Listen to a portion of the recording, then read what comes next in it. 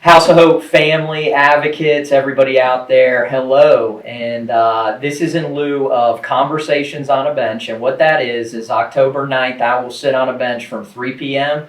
and I will not get off that bench until October 10th at 3 p.m. And welcome everybody to come sit down with me and have conversations. We will be shooting it live along with 50 or more CEOs across the United States of America to bring homelessness awareness towards October 10th, which is World Homeless Awareness Day. So I am here with my good friend, Kevin Yokim. Kevin. Hey, John. What do you do for the county, and how did you end up in Florence, South Carolina? Well, as you're aware, about 2.5 years ago, I had the opportunity to come back to Florence County as county administrator. My wife and I, Florence has pretty much become our home now. We actually moved here July of 1989. Tell people where we moved. We pulled the door down on the U-Haul and it started to rain, and it rained some every day for 2 solid weeks. And then 2 months later was Hurricane Hugo. Oh, so that man. was welcome to Florence. We didn't know a soul, but 36 years later, I mean, it's been a great place to raise a family, and we've kind of put down some roots here.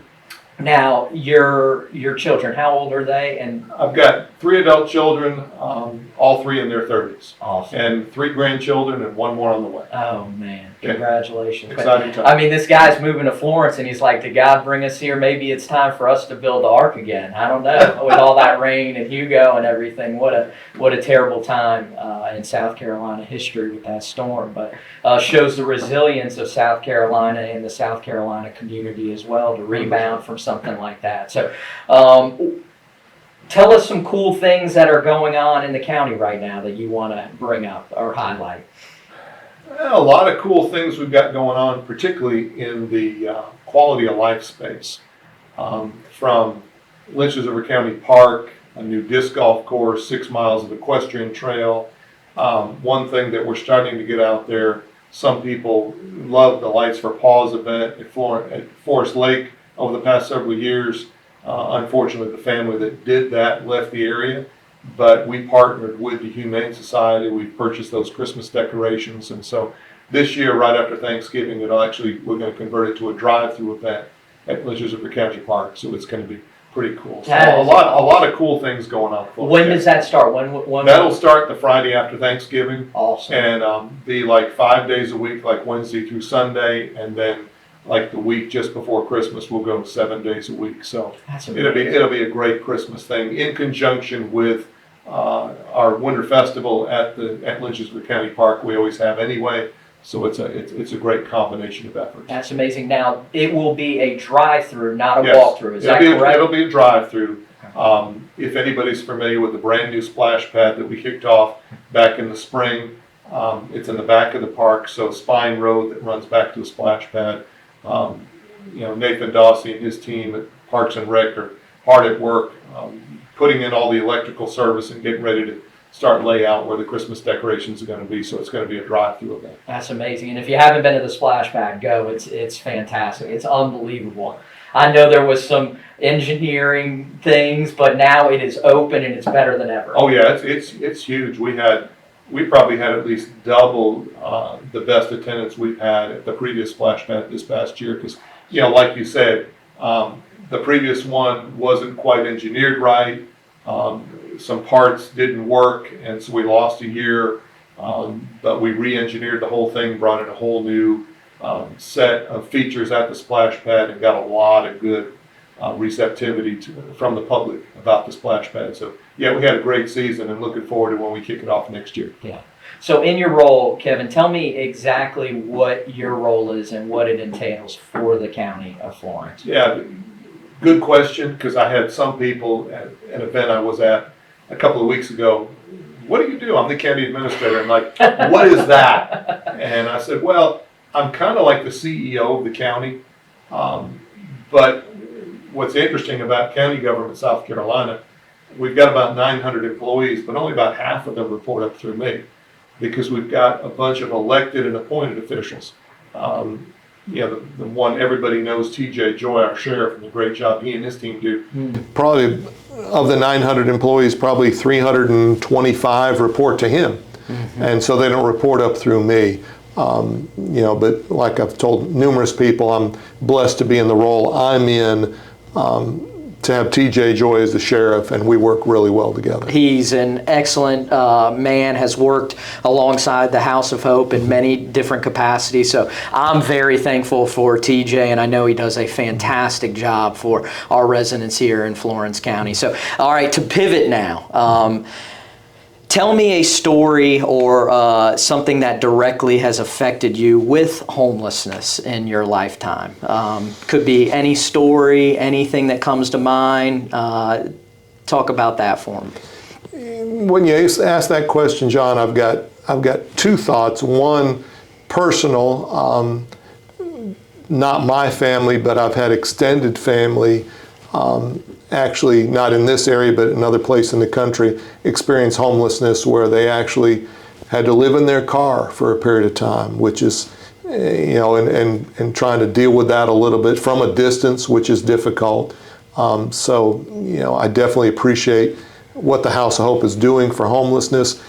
In my role as county administrator, I've had two recent events within the past 2 weeks where I was leaving work one afternoon and got accosted by somebody on a bicycle. Just, obviously, I don't know if he was homeless or probably wasn't well housed and panhandling for money.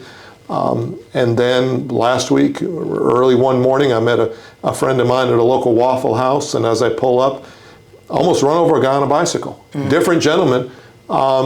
And he's circling the parking lot looking for money for, from people. And as I'm saying that, the place I get my hair cut on the south side of town, driving across the railroad tracks, and I see two ladies coming out of the woods pushing grocery carts. And then just this afternoon, I was going to meet one of my county council members. I'm sitting at an intersection, and here go two gentlemen, one behind the other, pushing grocery carts down the sidewalk, obviously loaded down with all their worldly effects. And it just kind of breaks your heart to see people like that in that condition. Yeah. Yeah. And what's your response to those interactions, Kevin? How do you handle those interactions from a personal standpoint? I mean, the two specifically that actually, came up to me requesting money, in both those cases, because of our relationship and my knowledge of what a great job the House of Hope does, I told them immediately, I said, you really need to go seek the House of Hope and what they can do for you as an individual. They can do a lot better job long term than I can in a 2-minute or less encounter with you. Yeah. So, and that's excellent advice for everybody listening in and tuning in right now, because, here at the House of Hope, we have care cards, and I know you have some, Kevin, and you can come by 1020 West Darlington Street. That's our main office, and get care cards. And what those have on it is not only our specific facilities of care, but others as well that can help people long term or short term. It does not matter. But if you are interested in those care cards, please come to 1020 West Darlington Street, and they're at the front desk, and we're happy to give you as many as you possibly would want in need of them. So, Kevin, to go on, how does the county help the House of Hope and homelessness within the county right now? Probably the best way we do it, as a result of court cases and changes in laws, Florence County, through the state of South Carolina, receives, we've probably received to date a little over $3 million in opioid relief funding that these drug companies pay, and they pay to the state as a result of court settlements. And I really appreciate, I established about 2.5 years ago a small committee of 7 citizens, 4 of which are medical doctors that work in that space. We've got a pharmacist that definitely works in that space, and 2 other community leaders that are aware of the needs of the community.